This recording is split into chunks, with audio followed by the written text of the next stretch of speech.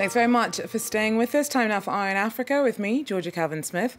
Tonight, as peace talks between Central African Republic officials and armed groups continue in Khartoum, the negotiations appear to have hit a hurdle over warlords' demands for amnesty. Also, ongoing instability in the central region of Mali has led to communities struggling to find enough to eat. Scarcity is down to attacks by terrorist groups, inter-ethnic tensions, and a streak of poor harvests. And Ganvié is Africa's largest lake village. But despite its idyllic setting and appeal to tourists, most locals see little benefit from the money brought in and want authorities to make their community more of a priority. But first, talks between Central African Republic's government and armed militia at the heart of the country's ongoing instability have hit an impasse. The latest round of negotiations kicked off in Khartoum, Sudan, earlier this month, but are reportedly being held up over demands for amnesty. Central African Republic fell into crisis in 2012 after an insurgency that eventually pit Muslim and Christian armed groups against each other. Nicolas Chamout tells us more. The peace talks in Khartoum have now lasted a week, but little progress is being made. The armed groups from the Central African Republic want an amnesty for warlords, many of whom face UN sanctions because of human rights violations. And they want a new unity government with a prime minister who comes from their ranks. But President Faustin Archange Touadéra is under pressure from his Western partners to refuse an amnesty for the rebel leaders. The country has been unstable since the fall of President François Bozizé in 2013. He was toppled by the Silika rebellion.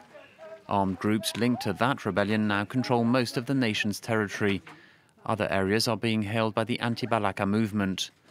One of their former chiefs, Patrice Edouard Gaissona, appeared before judges at the International Criminal Court on Friday. 2 days earlier, he had been handed over by France to face allegations of war crimes. In Khartoum, the Sudanese authorities said they thought the talks would last 2 to 3 weeks.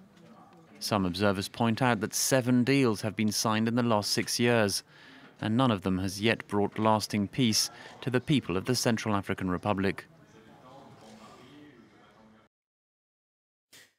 Look now at some news in brief. The fallout from protests over a fuel price hike earlier this month continues to be felt in Zimbabwe. Security forces face backlash over the violence of their crackdown, and on Wednesday, many Zimbabweans chose to wear black in solidarity with several women who say that they were raped and assaulted by police or soldiers during the 3 days of unrest.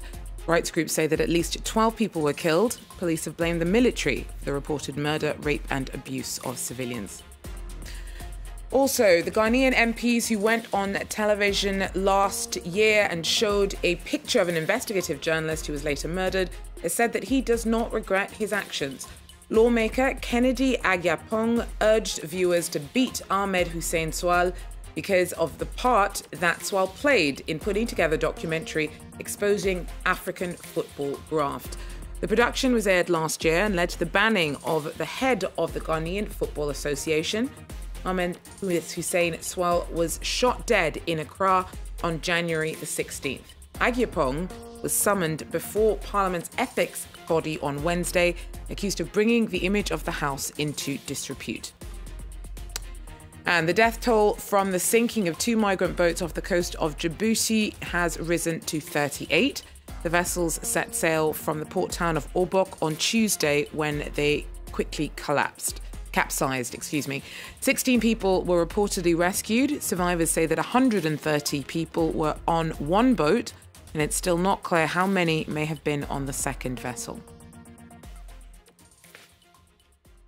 Well, to Ivory Coast now, where football is always big news. Last November, many were stunned to hear that the country had been robbed of hosting the 2021 African Cup of Nations, when the organisers, the Confederation of African Football, or CAF, gave the slot to Cameroon. Now, that was stripped of its hosting rights for the 2019 Cup over a lack of preparedness and security concerns. So Egypt stepped in, but the head of the CAF had to go all the way to the president of Ivory Coast to persuade the country to wait for the 2023 slot.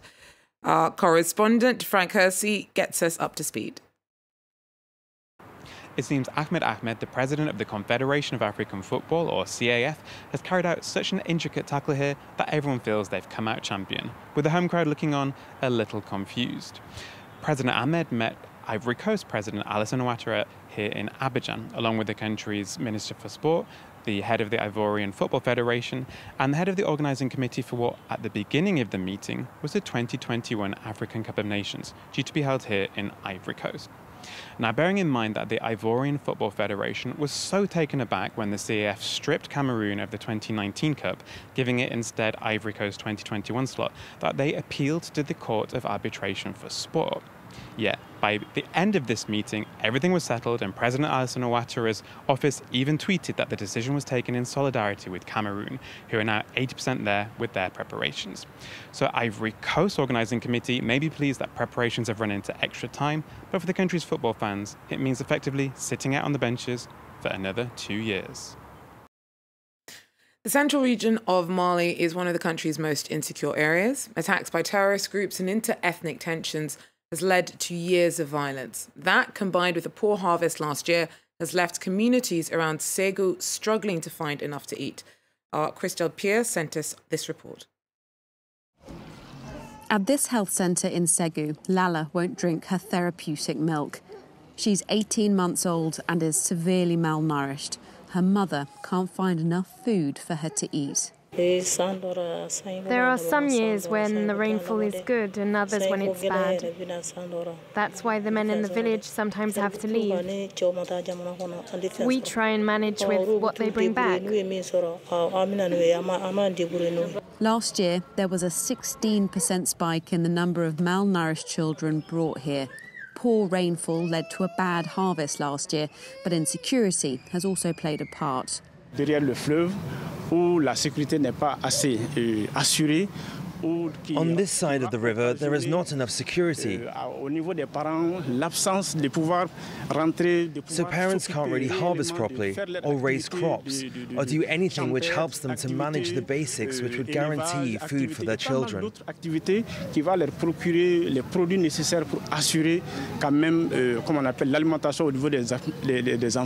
And there is real fear this will lead to the worst malnutrition crisis the country's ever seen. Because of the floods this year, the farmers weren't able to harvest enough rice or maize, and those are the main food crops, so we'd expect that to lead to an increase in demand for nutritional and medical assistance. There is no sign security is improving. UN reports show more than 500 people were killed in this region last year. Africa's largest lake village is in Benin and attracts tourists from all around the world. About 40,000 people live in Ganvié in houses perched on stilts. But despite the picture postcard landscape, most residents get by without basic facilities and say that they see little benefit from the money brought in by visitors. Emmanuel Soji tells us more. The bird's-eye view of Ganvié's lake village is breathtaking. Tourists flock here, but many locals are tired of being photographed by holidaymakers and no longer want hordes of outsiders poking around their lake. The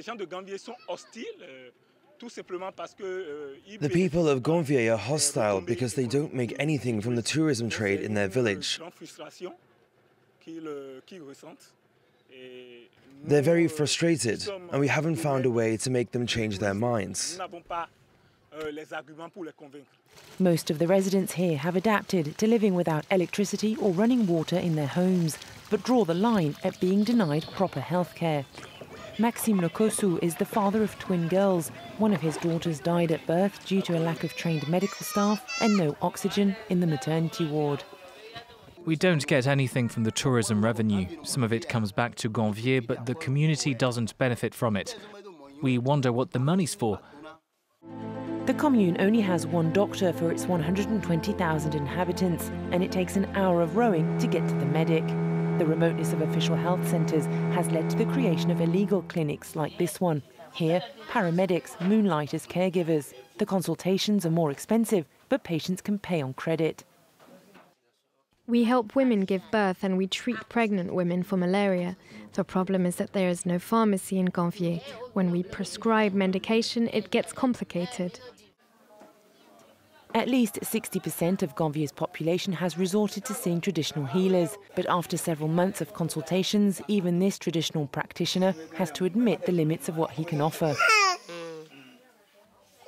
A lot of people come here, but sometimes I have to send them to the mainland hospital because there are no such facilities here. Promises have been made to rehabilitate the village, but until that happens, locals are making do without basic infrastructure. Currently, the most effective incentive for authorities to invest is the boost it would give to the number of holidaymakers heading to Ganvié.